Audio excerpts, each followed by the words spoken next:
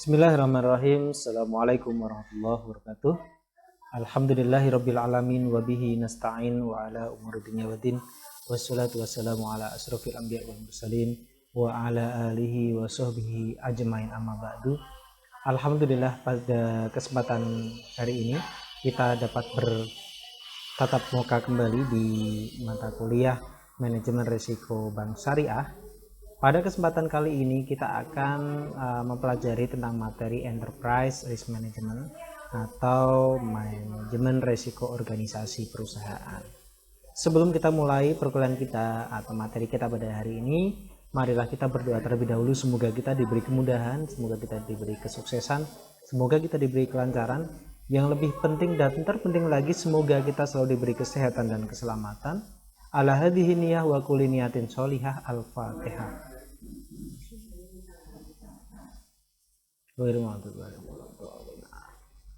Baik, minggu lalu atau pertemuan sebelumnya kita telah membahas tentang manajemen risiko atau kita belajar tentang risiko dan ketidakpastian. Risiko itu muncul karena adanya ketidakpastian. Dan semua kegiatan, aktivitas kita semuanya adalah ketidakpastian, tidak ada sesuatu yang pasti, gitu ya. Sehingga pentinglah kita untuk memanage sebuah risiko, apalagi di sini adalah perusahaan, organisasi yang tentunya risiko ketidakpastian ini sangat terjadi dan sangat besar sekali. Nah, tadi yang kita bahas sebelumnya, risiko ada di mana-mana. Tidak hanya di jalan raya atau dimanapun kita berada, selalu kita berkaitan dengan risiko. Hukum kekayaan energi mengatakan bahwasanya energi tidak bisa diciptakan dan juga tidak bisa dimusnahkan. Energi berpindah-pindah dari satu tempat ke tempat yang lain atau ke makhluk yang lain. Demikian juga dengan risiko. Risiko seperti energi. Risiko tidak bisa dihilangkan atau diciptakan. Yang ada, yang bisa, risiko adalah untuk ditransfer dari satu pihak ke pihak yang lain. Enterprise Risk Management, manajemen risiko organisasi perusahaan. Kalau manusia, binatang, hewan, tumbuhan memiliki insting, memiliki indera keenam, kita sebutnya seperti itu, untuk beradaptasi dengan risiko yang kemungkinan terjadi. Contohnya, ini ada data yang mengatakan ketika terjadi tsunami di Aceh, jumlah binatang gajah yang menjadi korban itu lebih sedikit daripada manusia, karena binatang sudah memiliki insting akan terjadinya sebuah risiko atau bencana. Sebetulnya manusia juga punya insting, manusia, indera keenam manusia itu punya. Atau terkait dengan kesehatan, manusia pun juga punya alarm, gitu ya. Artinya apa? Dalam memanage sebuah resiko, makhluk hidup sudah dibekali oleh Allah yang Maha Kuasa sebuah tools atau indera keenam dalam beradaptasi dengan resiko atau persiapan menerima resiko. Lalu bagaimana dengan perusahaan? Apakah perusahaan punya hal tersebut? Tentu tidak. Karena perusahaan adalah, organisasi adalah benda mati, barang mati, makhluk mati yang tidak bisa, tidak diciptakan memiliki insting tersebut. Maka tugas dari manajer sebuah organisasi, tugas pimpinan dari sebuah organisasi adalah menciptakan agar organisasi tersebut memiliki kemampuan dalam beradaptasi, mengantisipasi adanya sebuah risiko. Sehingga apa? Kemungkinan-kemungkinan terburuk yang terjadi tidak separah yang ketika tidak dimanage dengan baik. Ada beberapa contoh terkait dengan konsekuensi dari kegagalan sebuah manajer atau pimpinan dalam mengelola risiko. Tahun 97 terjadi pada trader Bank Baring membeli instrumen derivatif saham Jepang. Bank Baring adalah bank dari Inggris Ekonomi Jepang turun drastis saat itu karena ada bencana gempa Kobe. Akibatnya apa? Bank tersebut, TDB tadi, mengalami kerugian yang besar. Transaksi selanjutnya apa? Dia harus menjual derivatif tersebut. Tetapi namun tidak merubah kerugian, yang pada akhirnya jumlah kerugiannya mencapai 1,3 miliar US dollar. Bank Baring terpaksa harus bangkrut. Ini juga terjadi pada Long Term Capital (LTC). Perusahaan investasi di Amerika Serikat ini mempunyai posisi pada mata uang Rusia. Mereka memperkirakan Rusia tidak akan bangkrut, tetapi Rusia ternyata bangkrut. Artinya apa? Dari dua contoh ini memperlihatkan bagaimana sebuah risiko itu tidak dikelola dengan baik. Kalau kita tarik kesimpulan, manajernya atau pimpinannya tidak mengelola risiko. Karena tadi, benda mati, perusahaan, organisasi tidak memiliki insting secara alami. Maka yang bertugas siapa? Manajernya. Yang bertugas siapa? Pimpinannya. Yang walaupun pada akhirnya akan diturunkan kepada employee-nya atau pegawainya. Tetapi tugas utama adalah ada pada seorang manajer, seorang pimpinan. Bagaimana memanage risiko-risiko yang terjadi. Kita ketahui bersama ada risiko operasional, ada risiko kredit, ada risiko hukum, ada risiko syariah bahkan, dan risiko-risiko yang lain. Nah, ini ada contoh yang lain, nanti silahkan dibaca. Pertanyaan yang muncul adalah, bisakah organisasi-organisasi di atas tadi yang terjadi, yang mendapatkan risiko tadi itu menghindari kerugian besar karena munculnya risiko-risiko tadi? Tentu sangat bisa sekali. Karena apa? Tujuan daripada manajemen risiko adalah untuk menghindari kerugian terbesar. Sehingga kerugian atau risiko itu bisa diminimalisir sedemikian rupa. Karena tadi kita kembali ke teori yang awal, risiko itu tidak bisa dihindari. Risiko tidak bisa dihilangkan. Yang ada risiko adalah dipindahkan atau diminimalisir. Nah, maka perusahaan-perusahaan yang disebutkan di atas tadi atau sebelumnya bisa saja keluar dari risiko tadi. Gitu. Nah, ini ada pandangan atau pandangan baru dan pandangan lama terkait dengan risiko. Yang sebelah sini, di sini dikatakan high risk high return, low risk low return. Semakin tinggi risiko, maka semakin tinggi pula pendapatannya. Semakin rendah risiko, semakin rendah pendapatannya. Ini adalah teori lama. Sehingga ketika orang mengejar-ngejar risiko tinggi, maka return yang didapatkan semakin tinggi. Tetapi pandangan ini tidak selamanya betul. Contohnya seperti ini. Kuli bangunan itu risikonya tinggi sekali. Karena dia harus naik ke puncak gedung untuk membangun sebuah gedung. Tetapi return yang didapatkan ya sebatas UMR. Maka pandangan ini tidak selamanya betul terjadi. Meskipun di dalam dunia investasi ini lebih banyak betulnya gitu ya.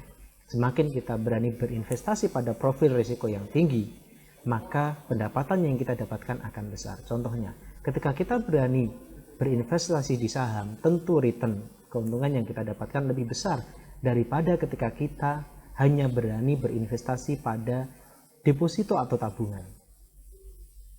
Yang returnnya tentu tidak sebesar ketika kita bermain saham. Ada pandangan baru terkait dengan resiko, di mana resiko itu tidak statis, dia tidak satu hanya seperti ini gitu ya, tetapi dia fluktuatif. Gitu. Ada zona-zonanya, ada tahapannya, ada risiko yang ketika seseorang itu tidak terlalu berani dengan resiko, maka pendapatannya pun juga tidak akan maksimal. Ini senada dengan tadi yang pandangan lama. Ada di zona 2. Ketika seseorang dalam menghadapi resiko dia optimal, atau ada kalanya dia harus kenceng, ada kalanya dia harus tetap memperhatikan resiko. Nah, itu posisi yang paling ideal gitu ya. Nah, di tahapan zona ketiga ini, kalau kita terlalu kenceng, terlalu berani menerima resiko terlalu tinggi, itu tidak menjadi jaminan bahwasanya return yang kita dapatkan banyak. Yang terjadi malah adalah kerugian di sini. Dia semakin turun. Returnnya semakin turun. Padahal risikonya tinggi, udah di sini. Tapi returnnya ada di posisi sini. Berbeda dengan yang di zona 2 ini. Dia returnnya masih tinggi. Dengan resiko yang sedang-sedang. Nah, ini contoh bagaimana ada dua pandangan terkait dengan resiko. Kalau kita ilustrasikan pengelolaan resiko itu bagaikan kita menggunakan mobil, berkendara dengan mobil atau motor gitu ya. Mobil yang berjalan terlalu lambat itu akan merugikan. Yang pertama, untuk diri sendiri, kita akan jadi lama sampai ke tujuan. Bahkan juga akan mencelakakan orang lain.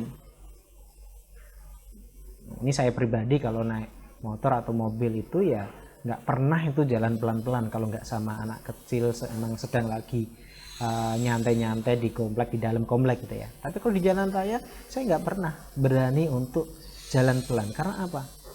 Semakin kita jalan pelan malah membahayakan. Tetapi kalau kita jalannya stabil di angka 50, 60 gitu ya, atau 70, itu aman. Pertama, aman untuk diri sendiri, kedua aman buat orang lain. Kadang kalau kita berkendara kencang di depan ada yang melambat, itu menjadi masalah sekali gitu ya. Apalagi reteng kanan tetapi ke kiri dan sebaliknya gitu. Itu lebih membahayakan lagi.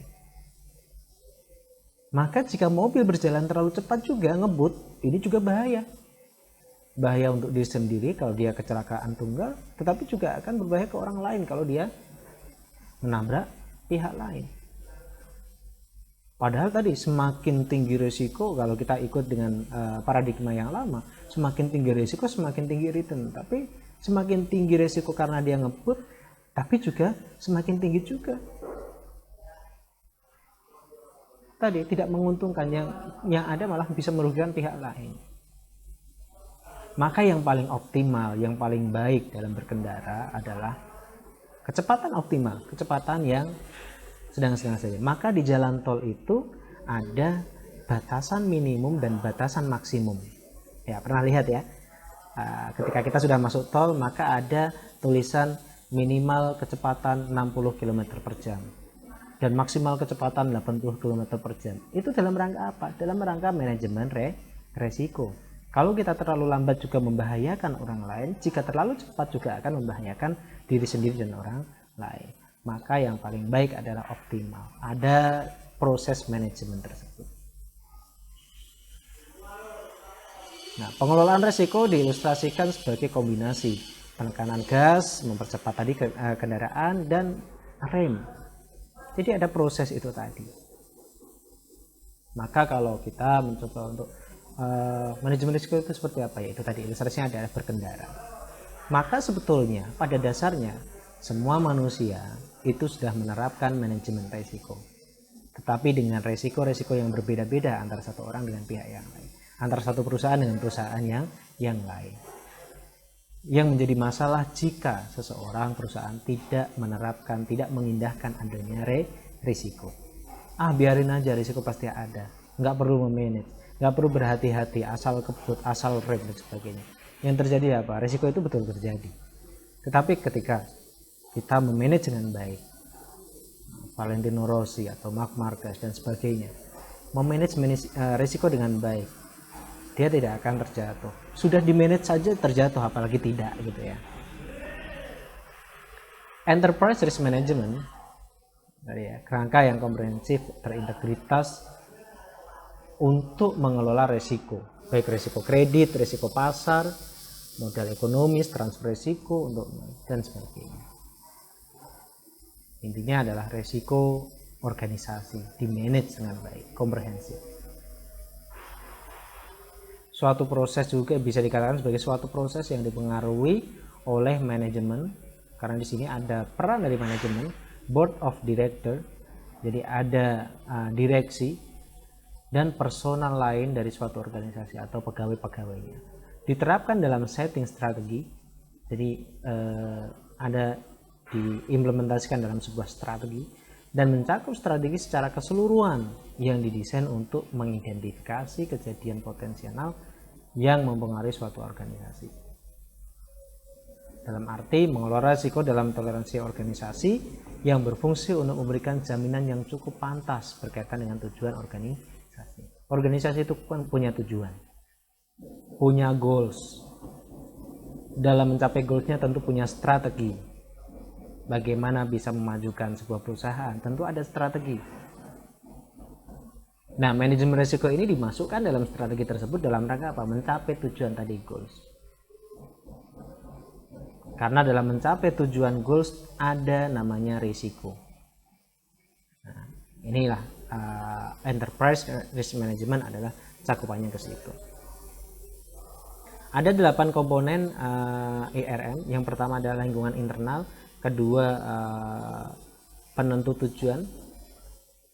Yang pertama lingkungannya atau secara manajerialnya harus dibentuk. Kemudian yang kedua adalah ada tujuan objektif settingnya, goalsnya apa.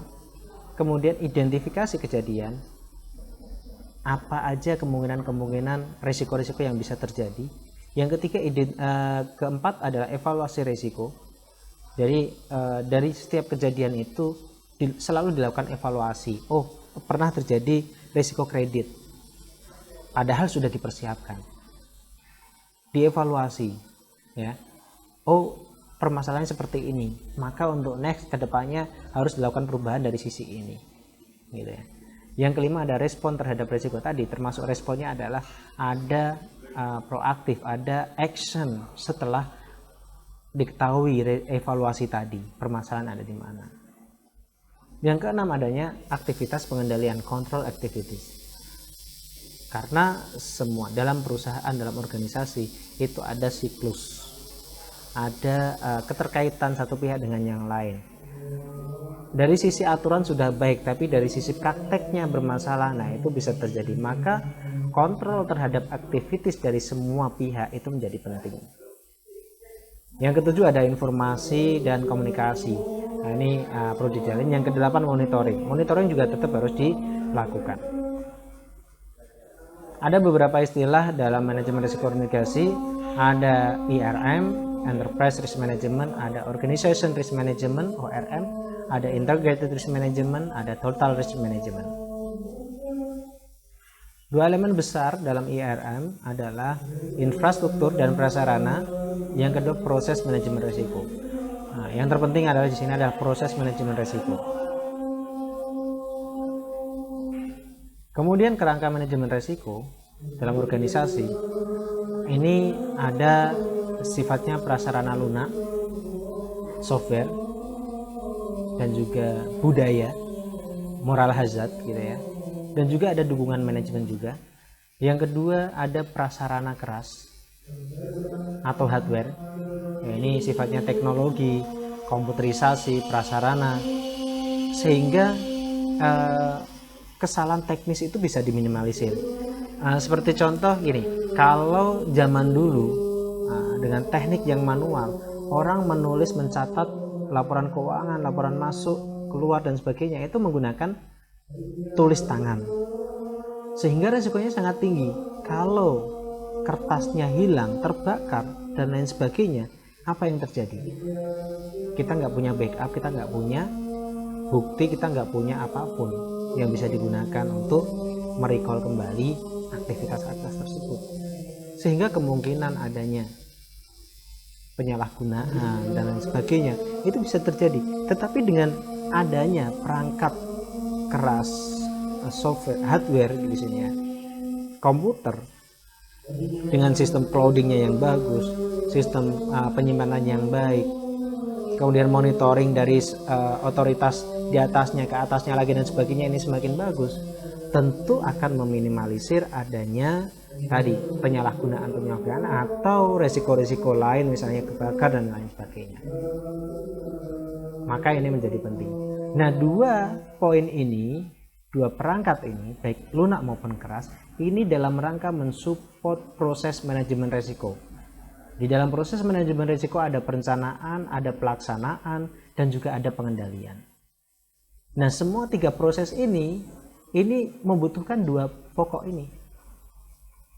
Dalam penetapan tujuan, tentu akan lebih mudah kalau misalnya dari sisi prasarananya tercukupi. Jadi di perencanaan itu ada penetapan tujuan, goals, ada misi, ada target, penyusunan kebijakan, apa kebijakan yang bisa mensupport terhadap itu, sampai prosedurnya. Apalagi di dunia perbankan, prosedur guidance itu menjadi penting. Karena apa? Teman-teman di lapangan, kepala cabang, marketing, CS, teller, itu mereka itu kerja sesuai dengan SOP, sesuai dengan perintah, gitu ya. Sudahlah, saya nggak usah dibebankan terkait dengan regulasi, istilahnya gitu. Saya akan lakukan aja perintahnya apa. Karena apa? Itu tugasnya pimpinan di level berikutnya, di atasnya, untuk berpikir bagaimana perencanaan, bagaimana goalsnya, bagaimana aturannya dan sebagainya. Atau dengan kata lain ada back office di kantor pusat itu kalau di perbankan itu. Di bagian policy and procedure group, ada di bagian compliance group, ada di bagian internal audit group, atau di bagian risk management group. Biarkan mereka yang bekerja dari sisi aturan perencanaan, tetapi kami yang di lapangan, yaitu manajer bank, yaitu teller, CS, security dan sebagainya, kami bekerja melayani nasabah. Sudah, fokus kami adalah bekerja. Kami secara teknikal, kami akan melakukan sesuai dengan SOP, maka penyusunan kebijakan prosedur ini menjadi wajib, menjadi penting. Nah, berikutnya ada tahapan pelaksanaan. Di dalam pelaksanaan tentu ada identifikasi, pengukuran risiko, kemudian ada manajemen risiko, ada perlunya diasuransikan, diversifikasi, hedging, kita menggunakan jasa hedging agar tidak terjadi resiko dan misalnya penghindaran. Jadi ketika ada resiko tentang resiko macet kredit di bidang batu bara, maka pembiayaan tidak akan masuk ke batu bara, menghindari gitu ya. Kemudian organisasi manajemen risiko struktur organisasi. Maka di tahapan pelaksanaan ini lebih kepada support dari moral hazard, budaya, atau soft skill dari semua user yang berkaitan langsung dengan pelaksanaan tersebut. Misalnya sebuah kepala cabang, seorang kepala cabang, dia harus punya sertifikat BSMR atau sertifikat manajemen risiko. Karena apa? Dalam dia melaksanakan tugasnya tentu berkaitan dengan risiko. Maka harus punya standarisasi, harus punya sertifikasi terkait dengan kemampuannya dalam mengelola risiko. Mungkin kedepannya bisa jadi syarat masuk ke perbankan harus punya sertifikat risiko. Gitu ya. Baru kemudian di tahapan ketiga, pengendalian. Ada evaluasi, pelaporan, komunikasi, umpan balik. Nah, ini semua bank sudah melakukan itu. Nanti bisa dilihat dari laporan keuangannya 3 bulanan atau annual report atau laporan terkait dengan GCG, itu disampaikan bagaimana evaluasi, bagaimana tentang pengendalian risiko. Kerangka manajemen risiko organisasi tadi ya sudah disebutkan di awal, ada prasarana lunak maupun keras, ada proses manajemen risiko, ada tujuan tadi, target itu penting. Dimanapun kita harus punya target, termasuk mahasiswa juga. Mahasiswa juga harus punya target. Saya lulus harus semester 8 maksimal, gitu ya. Saya IMCA TOEFL harus di semester 5, di semester 6. Harus punya tujuan, harus punya target. Sehingga apa? Nanti baru kita masuk ke kerangka risiko apa yang mungkin terjadi ketika saya harus lulus 8 semester. Oh, ternyata untuk sampai lulus itu ada risiko telat IMCA, ada risiko skripsi lama, ada risiko komunikasi dengan dosen dan lain sebagainya. Kemudian nanti dievaluasi, oh kira-kira apa penyebabnya, kira-kira bagaimana tindakannya, actionnya. Nah, maka ketika kita belajar manajemen risiko organisasi itu juga berkaitan juga kepada risiko kita sebagai individu. Nah tadi ini udah ya, pendukung lunak, kemudian keras juga ada komputer, ruangan, kemudian analisisnya. Jadi sekarang itu semua sudah dipermudah ya, dengan hadirnya revolusi industri 4.0 ini semua sudah digitalisasi, termasuk perkuliahan kita sekarang menggunakan e-learning. Yang saat itu kita masih dengan offline tatap muka, sekarang kita harus tatap layar gitu ya. Dulu Facebook itu kita dengan membaca gitu ya, dengan membaca buku dikatakan sebagai we face a book. Nah, tapi beberapa kebelakang kita udah dikenalkan dengan Facebook itu tidak membaca buku langsung, tetapi kita membaca layar, yaitu bermain Facebook gitu.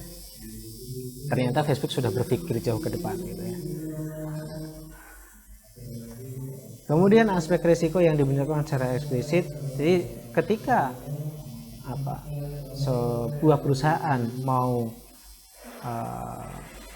menerbitkan sebuah produk atau menciptakan sebuah produk, maka 3 poin ini, strategi, kemudian operasional manajemen, ada risk management, ini harus ada gitu ya di setiap prosesnya.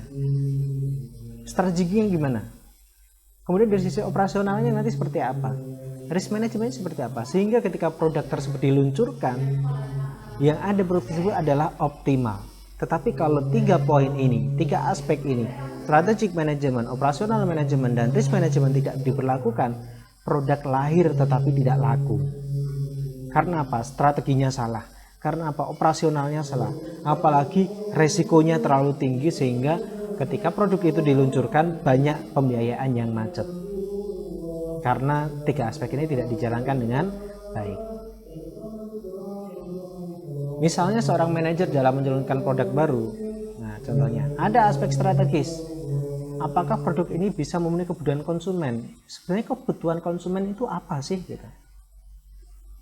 Jangan sampai kita menciptakan produk tapi peminatnya dikit gitu ya. Nanti buat apa gitu, menu-menuin katalog aja gitu. Maka ketika kita membuat produk, kita juga harus melihat strateginya. Kira-kira ini dibutuhkan atau enggak, antusiasmenya seperti apa gitu ya. Apakah produk ini bahkan bisa sampai ke tahap itu bisa membantu pencapaian tujuan perusahaan pasti dengan target keuntungan yang sebanyak-banyaknya. Kalau katakanlah ada target pendapatan 1 tahun sekian, bisa nggak dengan produk baru ini itu akan mensupport itu, besarannya berapa supportingnya, bahkan harusnya bisa dikalkulasikan. Dengan ilustrasi, kalau sekian kita ambil 50%-nya aja, maka produk ini bisa mensupport 20% target kita. Atau 50%, bahkan lebih dari itu. Berarti apa? Ini bisa untuk diterapkan. Selain dari strategis juga harus dipikirkan aspek operasi. Bagaimana caranya? Alur dari produk ini seperti apa? Kira-kira kita mampu nggak untuk pengadaan produk tersebut? Lalu bagaimana cara memasarkannya? Bagaimana cara mengembangkan distribusinya dan lain sebagainya gitu ya. Nah, itu terkait dengan operasionalnya. Terkait dengan risikonya tadi, contohnya ketika produk ini diluncurkan,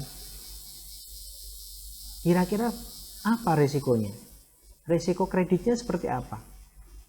Jangan sampai tadi saya katakan sebelumnya, ketika produk ini diluncurkan yang terjadi adalah malah banyak nasabah pembiayaan yang macet. Nah, ini menjadi permasalahan, maka aspek risiko ini juga menjadi hal yang penting.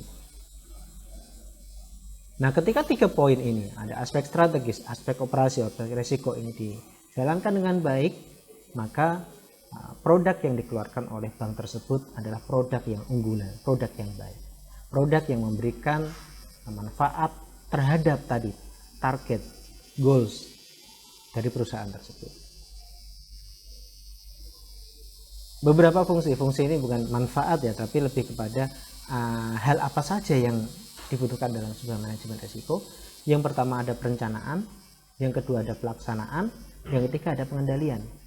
Harus ada perencanaannya seperti apa, pelaksanaannya nanti gimana, pengendaliannya gimana terhadap risiko. Dalam perencanaan di situ ada penetapan visi misi, tujuan gitu ya, manajemen risiko, targetnya, kebijakannya seperti apa, prosedurnya gimana kalau pembiayaan ini mau digulirkan atau dimunculkan. Nah, gitu ya.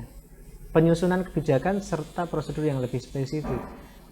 Di breakdown betul-betul sampai tadi ke tahap pegawai di tingkat bawah itu, di garda terdepan itu ketika mau mengimplementasikan sebuah kebijakan ada pedomannya. Dia tidak perlu mentafsirkan sendiri-sendiri karena di situ jelas harus seperti ini, buka komputer dengan akun sendiri, kemudian ketika istirahat harus di lock misalnya gitu, tidak boleh sharing password dan sebagainya. Itu bagian daripada manajemen risiko, tetapi dituangkan dalam sebuah aturan yang spesifik. Itu masih di perencanaan. Pelaksanaannya seperti apa? Ada proses manajemen risiko, identifikasi, evaluasi, pengukuran. Maka di perbankan itu ada namanya audit internal, yang di situ mengidentifikasi, mengevaluasi terhadap pelaksanaan operasional. Organisasi manajemen risiko, ada staffing manajemen risiko. Jadi kenapa di perbankan misalnya ada lukir pegawai dari satu tempat ke tempat yang lain, agar dia tidak terlalu menguasai di daerahnya, nanti kemudian bisa bermain-main di situ, maka baru 5 tahun dipindahkan ke tempat yang lain. Ini dalam rangka untuk memanage sebuah risiko, biar dia tidak terlalu kenal dengan pengusaha yang di situ aja. Nanti terjadi apa? Terjadi side streaming, terjadi suap, riswah dan sebagainya.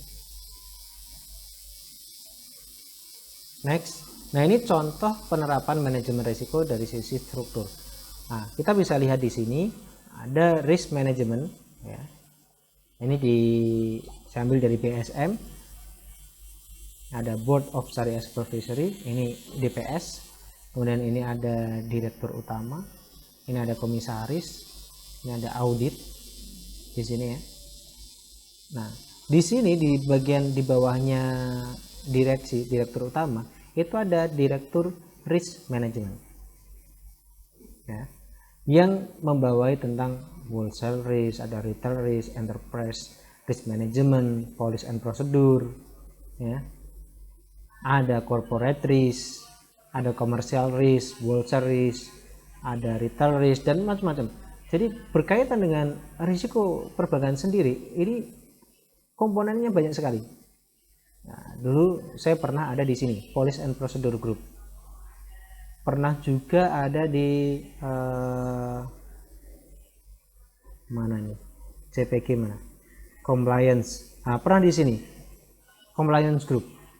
Karena di Compliance Group ini juga membahas tentang bagaimana apakah bank sudah comply dengan peraturan terkait dengan syariah. Nah, peran di Policy and Procedure yang tujuannya adalah membuat tadi prosedur, aturan, SOP, agar pelaksana di bawah itu lebih mudah dalam mengimplementasikan aturan-aturan yang dibuat oleh OJK, BI maupun internal. Gitu ya. Pengendalian manajemen risiko tentu dengan evaluasi secara periodik. Dari internal audit juga melakukan pengawasan, dari masing-masing bisnis support juga melakukan pengawasan, dari compliance group juga melakukan pengawasan, policy and procedure group juga melakukan pengawasan, semua pihak di internal pun melakukan pengawasan, bahkan OJK juga melakukan pengawasan terhadap ini, karena OJK itu kan otoritas jasa keuangan yang menaungi, membawahi semua perbankan, lembaga keuangan syariah atau lembaga keuangan konvensional di Indonesia. Dapat kita lihat juga dari sistem laporannya. Kalau laporannya baik, terperinci, bahkan diaudit oleh pihak eksternal, teraudited misalnya gitu, itu bisa menjamin atau bisa dikatakan bahwasanya pengendalian manajemen risikonya baik.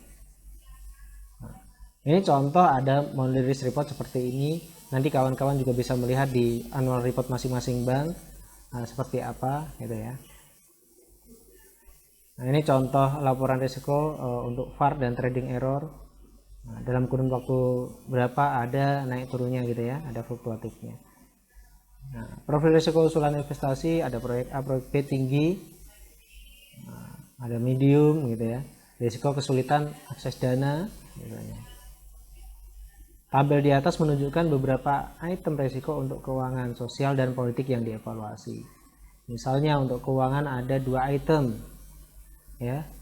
Nah, yang dievaluasi yaitu risiko kesulitan akses dana ya. Satu ini kan risiko kesulitan akses dana tinggi sekali, dan risiko perubahan kurs yaitu 2 ya, dari sisi keuangan.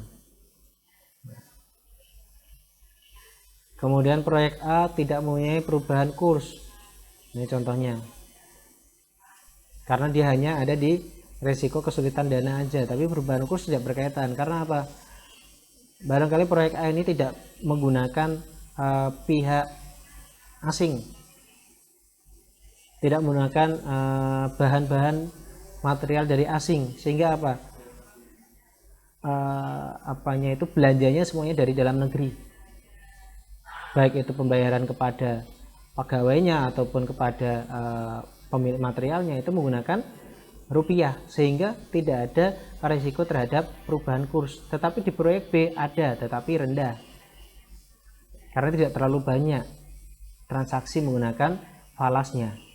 Tetapi dari sisi akses dananya medium gitu ya. Nah, ini contoh bagaimana ketika kita mengajukan usulan terkait dengan investasi, ada semacam report atau bentuk analisis terhadap risiko seperti itu. Oke, itu kawan-kawan tadi materi kita pada hari ini, pada pertemuan kali ini terkait dengan Enterprise Risk Management. Nah, sekarang tugas terstrukturnya adalah carilah laporan manajemen risiko bank. Pilih salah satu bank, cari laporan manajemen risikonya, kemudian Anda jelaskan secara singkat bagaimana manajemen risiko perbankan tersebut, atau bagaimana penerapan manajemen risiko dalam perbankan tersebut. Itu untuk tugas terstrukturnya, silahkan dikerjakan. Yang terakhir, nanti silahkan kalau misalnya ada pertanyaan terkait dengan materi kita pada hari ini, silahkan dituliskan di kolom diskusi, untuk nanti kita bisa berdiskusi lebih jauh lagi terkait dengan materi hari ini. Terima kasih, sekian dari saya. Semoga bermanfaat, semoga bisa dipahami dengan baik. Wassalamualaikum warahmatullahi wabarakatuh.